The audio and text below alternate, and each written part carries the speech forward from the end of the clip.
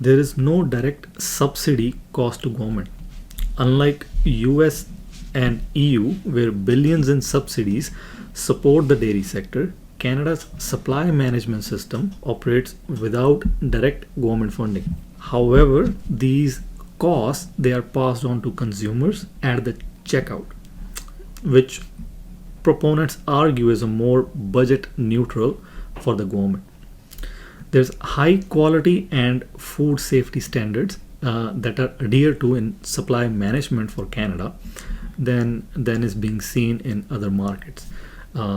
Canada has already banned growth hormone use, and where we see other markets they are still using it, especially US. Then we see there's a high support in maintaining family farms and rural communities in Canada. This has preserved rural lifestyle, especially in Quebec and Ontario. Imagine if you run a bakery, a small bakery. One month, everyone buys bread, so you're making money. The next month, people stop buying, and you have to throw out loaves and take a loss. That's what dairy farmers faced before supply management, a boom and bust cycles. Now, imagine the government says, hey, we'll tell you how much bread to bake based on how many people need it, and will guarantee a price that always covers your cost. That's basically supply management. It stops the chaos. Or think of toilet paper during the pandemic. Everybody panicked. Shelves were empty. Now imagine that for milks or eggs. In Canada, under supply management, shelves stay stocked because the system is designed to match production to actual demand. So instead of overproducing or underproducing, farmers make just enough, which keeps grocery stores full even during global supply issues. What's your viewpoint on that? Yeah, Sunny, here's the thing. You said that Canadian farmers they have a predictable supply in Canada, predictable income, sorry, because of this system. This is what I have to say for the predictable income for the farmers. Farmers in US they are not going out of business. Even they are also having a predictable income. They don't have anything unpredictability. The same unpredictability or predictability that the Canadian farmers have under the supply management system in Canada, the US, if not more or less, they also have the same thing in the US for the Canadian farm for the US farming industry. The only thing in Canada, the farmers are doing different than what the farmers in US are doing, is that under the supply management system in Canada, Canadian farmers they are producing just enough. Let me introduce to a brand new concept: quota rights. There are some quota rights, and we will just talk about quota rights, what they are, sometime later in this video. But let me just tell you about the predictable income. Even in Canadian supply management, they are producing just enough what the Canadian Dairy Commission is telling the farmers to produce. If you have overproduction, again, Canadian farmers are doing exactly what the US farmers: spilling, culling. And for those of you out there who do not know what culling is slaughter, to control the amount of cattle that you have in your farm. Culling is also something that you do when you have economic issues like a flu going around in large herd. Now, you also said that Canada, they also have predictable supply of dairy under this system. So does the US. US might actually overproduce. The retailers, the consumers, they don't have any issue about how much. They don't have any issue on, oh, there was no milk on the shelves in retail stores. Right now, I understand there is an issue in 2025 going over the eggs because of the bird flu. I totally understand.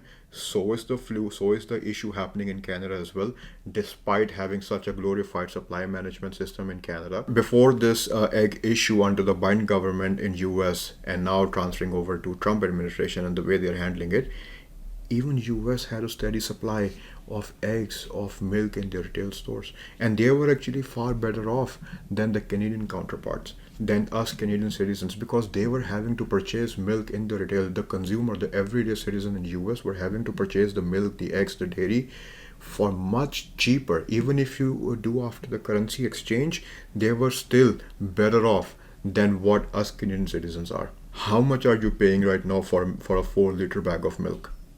I think it's almost $7, $6 and $1.50 or $7.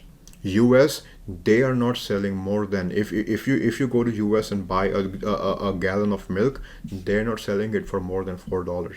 Why is it that this supply management system is restricting the consumers to actually pay more at the retail stores than what we could have paid if there was no supply system in Canada?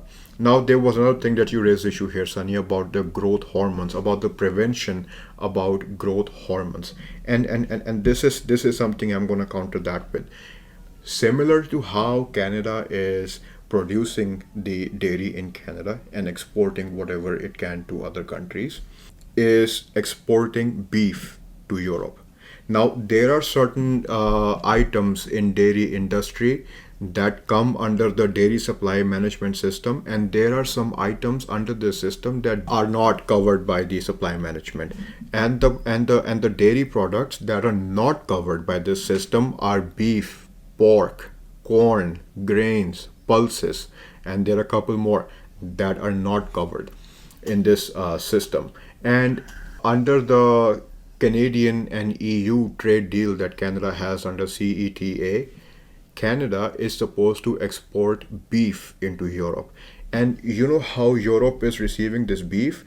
They are putting a restriction on Canadian beef that all the beef which is supposed to come over from Canada into the Europe has to be certified that it does not contain any growth hormone. So we cannot say that the supply management system is preventing the growth hormone from coming into Canada. If we were to import a lot from US or from other countries, we can also put specific restrictions on exactly what can we export and what can we import regardless of the system. What would you say here, Sunny? Yeah, I agree to a certain extent. There is a lot of key differences between how Canadian farmers are working with supply management and how, for example, countries like US, New Zealand, Australia, they are working without supply management. Some of the things are income stability. Canadian farmers, the prices are set using a cost of production formula. So farmers, they have income stability in place. On the other hand, the market or the global market is deciding what prices the farmers are going to have in US, New Zealand, or Australia. Now, if there is a market crash, then unfortunately they will be impacted really bad. And as we have seen, if that happens, then government steps in and provides subsidies to the farmers of that respect. There's very low risk of bankruptcy in Canada. Compare that to other countries like US, New Zealand, Australia.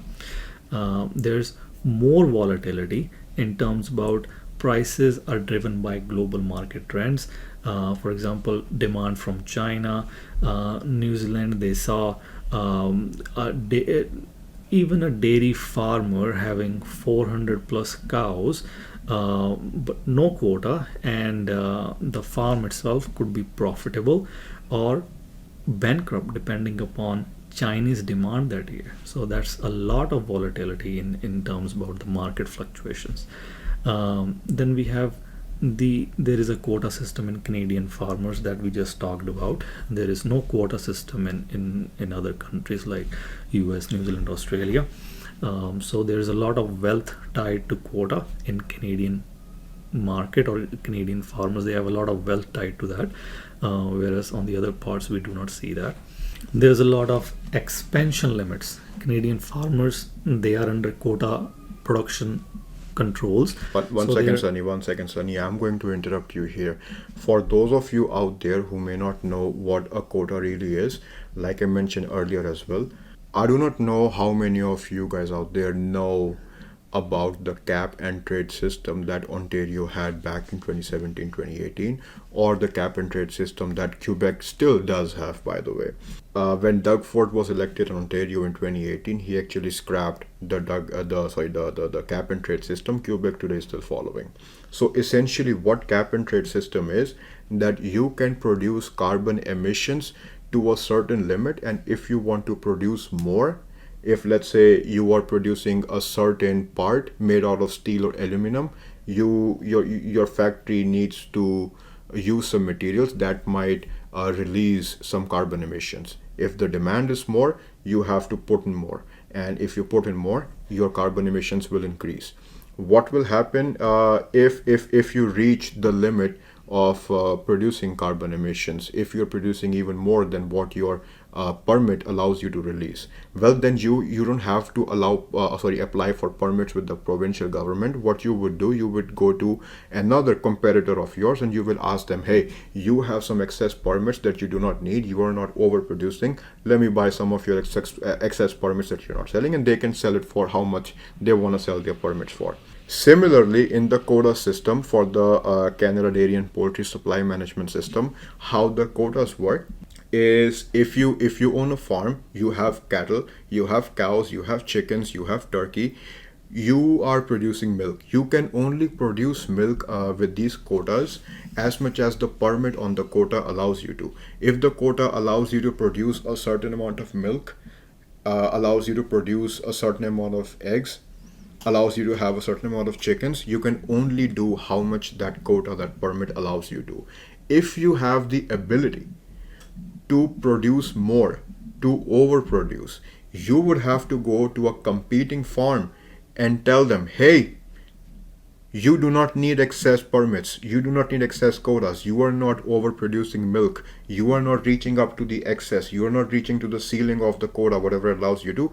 Let me buy yours because I am overproducing. The other farm can sell their quotas to this farm for whatever price they think. Mostly the quota prices are well adjusted by the provincial boards, by the provincial counterparts. But again, these quotas, if you imagine, they're extremely expensive. You might ask me, okay, Archit, what does the quota really apply to? The quota applies to your cattle. How much per cattle can you produce? For example, if I am a farm owner, I want to buy a quota, I have to see, if I buy a cow, how much can the cow produce milk over its lifespan? Now, I cannot start a farm business with just one cow. I have to own 20, 30, 50, 60 cows, how much ever investment I put in. But before I even go ahead and make a purchase on the farm equipment, milking equipment, employees, the land that I'm gonna use my farm on, the barns, the lighting, I have to go and buy these quotas. One of these quotas, if you imagine, is going for almost $30,000. If I am a farm, I want to buy a quota, I have to pay $30,000, could be even more, for just one quota. Imagine if I have to buy 20 cows, 30 cows. Let's imagine if I am trying to purchase 100 cows. 100 cows, $30,000 per quota. I am going to have to spend $3 million just to have 100 cows on my farm. Forget about the equipments, forget about the land, forget about the lease, forget about the barns, forget about the utilities, forget about the employees. Just the cows, cattle quota alone is costing me $3 million cash. This is how the quota system works.